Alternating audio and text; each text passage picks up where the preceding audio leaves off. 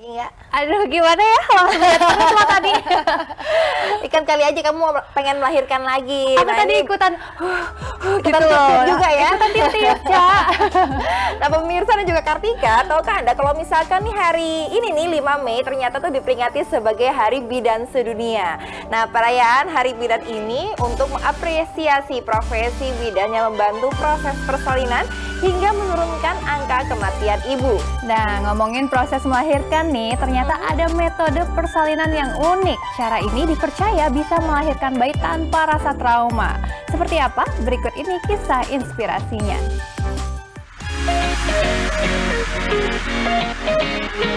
Zaman makin berkembang, berbagai metode melahirkan juga semakin banyak. Misalnya saja bidan Novelita Damanik. Bidan novel ini sempat viral di media sosial loh. Soalnya bidan satu ini menemukan metode melahirkan dengan cara tiup-tiup tanpa mengejar. Bayi juga bisa dilahirkan secara normal dan sehat. Bidan Damanik ini menjadi bidan pertama di Indonesia yang memperkenalkan teknik melahirkan dengan tiup. Dari media sosialnya, bidan novel ini juga memberikan semangat positif kepada ibu yang ingin melahirkan agar persalinannya bisa berjalan dengan lancar, sehingga sang ibu merasa rileks dan tidak tegang. Hebatnya lagi, proses persalinan dengan cara tiup ini juga membantu proses melahirkan tanpa rasa trauma dan sobekan loh.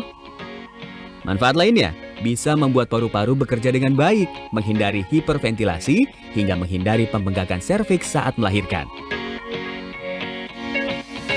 Nah, alasan ini juga yang membuat banyak ibu hamil yang datang ke klinik persalinan bidan novel dari berbagai wilayah. Bagaimana? Menarik ya teknik melahirkan dengan teknik tiup ini.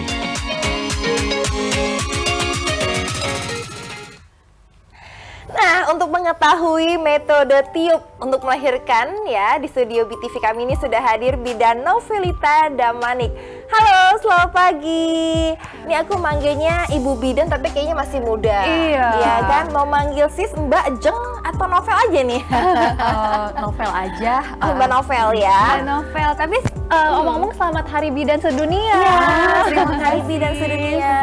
Luar biasa. Boleh ya dijelaskan ke kita? Ini aku langsung penasaran loh, Ca. Ini metode tiup-tiup itu asalnya dari mana dan maksudnya seperti apa sih?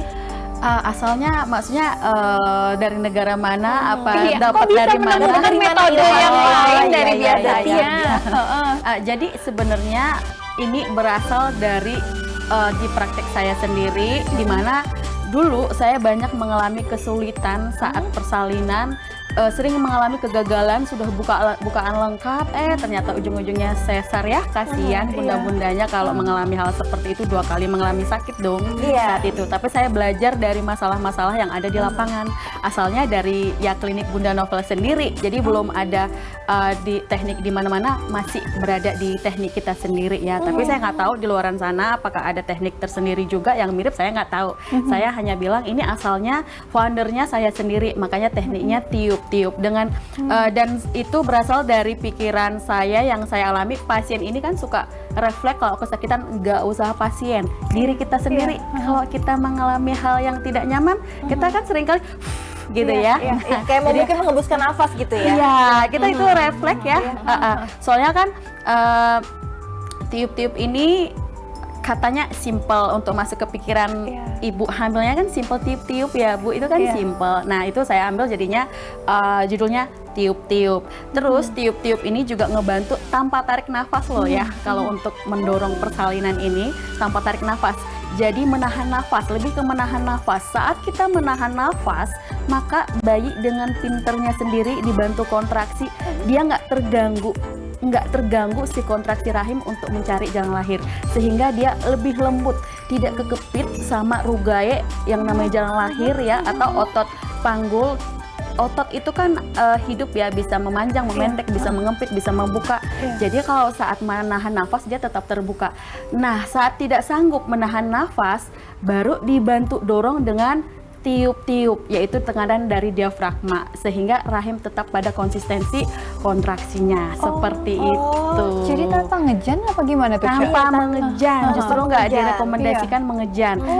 Dan teknik tiup-tiup ini juga untuk merelaksasi pikiran ibu ya. Salah satu untuk utamanya pengalihan pikiran rasa sakit ibu. Karena rasa sakit itu sebenarnya berasal dari pikiran. Ingat, melahirkan itu ya. Melahirkan itu siklus alami yang dialami setiap wanita, jadi nggak usah takut. Bisa kok, bisa sakit itu bisa diminimalisir, siapapun, everybody can get it, gitu. Semuanya tanpa siapapun bisa, kecuali kalau dia mengalami komplikasi ya. Nah itu baru kita harus mendapat fasilitas rumah sakit seperti ICU atau apa. Kalau ada risiko tinggi baru tidak boleh. Terus untuk sekarang ini nih yang saya sayangkan ya, seringkali tuh rujukan sesar itu karena keinginan sendiri, karena takut.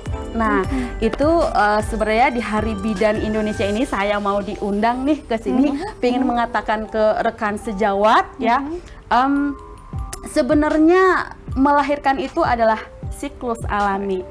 Jadi kalau kita sudah decided ini bisa lahir normal, jadi yang paling penting peran utama adalah provider tenang. Ya, dengan meningkatkan kualitas kita, keterampilan kita, pasti menolong persalinan itu pasti tenang. Kalau providernya tenang, itu pasien juga rasa sakit hilang. Tenang, ingat rasa sakit itu adalah dimulai dari rasa cemas. Nah, ingat satu hal, melahirkan itu adalah siklus alami yang dititipkan sama Yang Kuasa, dan itu kita akan alami.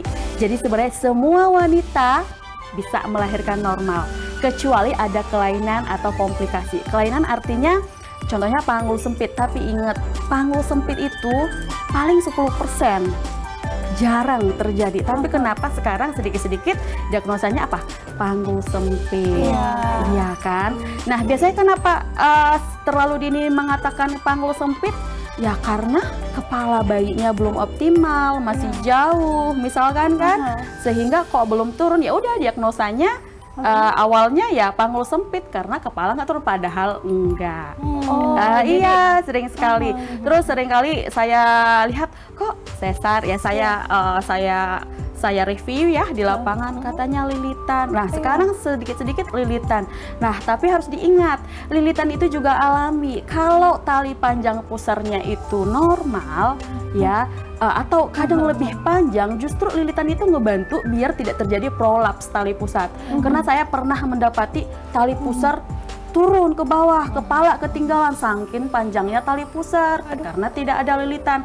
Jadi kalau memang ada lilitan, dipastikan aliran darahnya lancar, tidak kencang, ya udah biarkan dia mengalami persalinan normal, dibantu tiup-tiup, bayinya juga nggak kecapean. Oh jadi gitu. Kalau kelainan itu juga bukan berarti hambatan untuk bisa melahirkan Normal. dengan Nah, metode tiup-tiup ini ya? Itu nggak kelainan, itu normal yang lilitan tali pusar. Terus kalau tali panggul sempit, ya siapa yang menegakkan diagnosa itu gitu. Ya saran saya sih biar nggak didiagnosa panggul sempit, karena itu kan salah satu provider untuk menetapkan dia adalah panggul sempit saat contohnya 37 minggu belum optimal, 38 minggu belum optimal. Jadi ya provider menetapkan, oh kamu panggul sempit karena normalnya 36 minggu kepala bayi sudah masuk panggul, sudah optimal, jadi kamu panggul sempit. Jadi itu bukan pemeriksaan akurat.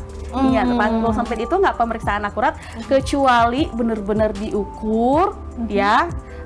Provider itu gampang banget kok menegakkan diagnosa panggul sempit. Kalau memang salah satu provider bilang panggul sempit, kalau pengen melahirkan normal, ya sebaiknya second opinion. Oh oke. Iya. Nah ini saya penasaran nih dengan teknik tiup-tiup, mungkin bisa dipraktekkan sih bagaimana teknik tiup-tiupnya, karena kan kalau misalkan kita pengalaman kita melahirkan gitu ya, itu kan menghembus nafas, menarik kemudian nafas. menarik nafas, kemudian mengeluarkannya dengan cara bertahap. Seperti oke. itu. Nah, itu apakah sama dengan yang tadi saya praktekkan barusan? Tarik nafas. Nah, tarik nafasnya dan kemudian pada saat momen kapan nih metode tiup-tiup ini bisa dilakukan? Oke. Sebenarnya tiup-tiup ini dari fase aktif udah bisa dilakukan. Karena saat pembukaan 4 pun kalau kepalanya optimal di bawah, dorongan mengedan itu akan ada. Jadi untuk mengalihkan rasa pengen mengedan, tiup. Karena tiup itu juga ngebantu biar nggak ada refleks mengedan. Gitu. Berbeda dengan tarik nafas dulu saat kontraksi, terus dihembus itu beda. Kalau dari praktek saya ya, karena ada hypnobirthing yang lain juga yang saya belum pelajari yang mengatakan tarik nafas dan buang nafas ya. Tekniknya seperti ini. Kalau tarik nafas kan butuh konsentrasi, fokus. Iya. Iya kan, tarik nafas. Yang saya coba praktekkan juga kalau pasien saya tarik nafas, belum tiup dia sudah menjerit kesakitan. Iya. Bagi yang tidak bisa konsentrasi, makanya teknik tiup-tiup ini siapa aja bisa melakukan. Tidak usah kayak langsung insecure. Contohnya saya belum pernah periksa di KBN, klinik Bunda Novel, tapi saya mau teknik tiup-tiup, saya belum belajar nafas atau apa bla bla bla segala macam. It's okay, bisa. Hanya provider yang bisa mengalihkan pikirannya biar bisa tiup-tiup. Karena tiup-tiup itu mudah sekali. Kalau tarik nafas kan harus latihan nafas dulu setahu saya ya. Berarti harus diajarkan beberapa lama sebelum lahiran juga ya, seperti senam hamil. Nah, itu bedanya di tiup-tiup ini harus ada pendamping. Yang saya sebut di klinik itu ada malaikat bumilnya. Jadi bedanya tuh tingkat keberhasilan lahir normal di KBN ini luar biasa, 90% gitu ya. Jadi karena apa? Harus ada malaikat bumil. Saya bilang ada namanya malaikat bumil itu juga untuk pengalihan pikiran rasa sakit karena bundanya nyaman. Kalau sudah nyaman dia nggak akan ngerasain sakit gitu.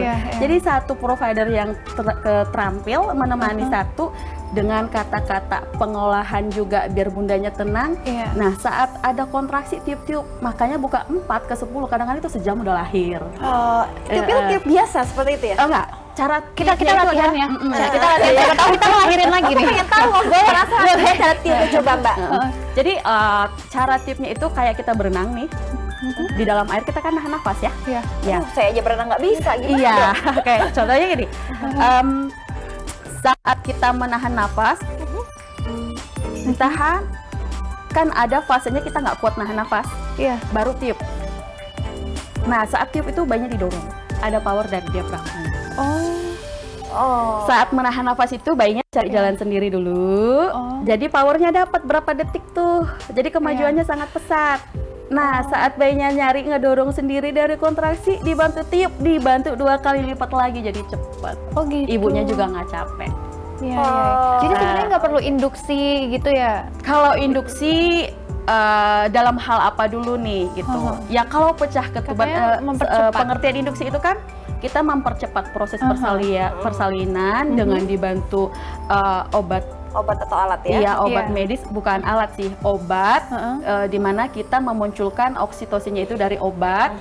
Ya, karena ada kondisi tertentu yang harus diinduksi. Contohnya pecah ketuban duluan, atau sudah HPL, air ketubannya takut berkurang gitu ya. Jadi dilakukan induksi. Tapi ingat satu hal, induksi itu tidak semuanya terlalu sakit. Tergantung keadaan jalan lahir juga. Ya, jadi kalaupun memutuskan induksi, kalau pembukaannya sudah 3-4 tapi nggak ada kontraksi, nggak usah takut. Kecuali ya induksi itu sangat sakit luar biasa. Kalau kepalanya belum optimal, sudah pecah ketuban, sungsang harus berisiko ya, harus lahir sesar kecuali indikasinya memang lingkar kepalanya dilihat dokter. Tapi ingat kalau untuk sungsang penanganannya memang harus di provider yang lengkap ya, rumah sakit yang lengkap ya, karena takut kemungkinan gimana gitu ya. Sebenarnya nyungsang juga tiup-tiup bisa kalau keadaan emergensi. Kalau kita kedatangan pasien, pembukaan lengkap, kita cek panggulnya luas, bayinya juga nggak terlalu besar, masa kita lempar gitu aja nggak bisa. Jadi bidan pun harus tahu kapan saatnya memutuskan harus ditolong atau enggak. Jadi kalaupun sungsang harus dipelajarin juga teknik tiup-tiup ini juga nyaman. Gitu. Oke, wow, ini sangat luar biasa sekali informasi yang kita dapatkan. Mungkin untuk Anda yang ingin memiliki anak atau mungkin pasangan muda yang masih berencana untuk mempersiapkan kehamilan dan juga kelahiran, nggak usah takut ya. Kini sudah ada solusinya, itu dengan teknologi atau teknik tiup-tiup. Metode tiup-tiup ya. Tapi boleh trauma. Trauma. Tapi boleh harapannya mungkin ya Caya untuk para bumil dan juga mungkin para bidan dan juga dokter yang membantu persalinan agar tidak trauma nih para ibu hamil yang lahiran normal. Harapannya kita mengerti dulu nih bahwasanya harapannya semua wanita Indonesia mengerti dulu bahwa persalinan itu nggak hal yang menakutkan, itu hal alami. Harapannya provider lebih dalam lagi mempelajari bagaimana tubuh pasiennya sehingga bisa meningkatkan keterampilannya, karena ingat, belajar itu nggak ada habisnya. Ya, belajar itu nggak ada habisnya karena pelajaran tersendiri itu ada di pasien biar bisa meningkatkan ilmu. Si provider lebih lagi caring sama pasien, ya care sama pasien, diperhatikan segala macam mulai dari buka awal, buka akhir, bukan hanya menangkapnya. Jadi untuk meningkatkan keterampilannya lebih lagi lebih lagi diperhatikan pasiennya. Itu Baik, aja. terima kasih Mbak Novel atas kehadirannya di studio kami. Sama-sama. Sukses juga untuk klinik dan juga persalinan semua ibu hamil di bidan Anda pun juga semua dapat berjalan dengan lancar. Amin. Sehat ibu dan juga anaknya ya. Amin. Terima kasih. Terima kasih.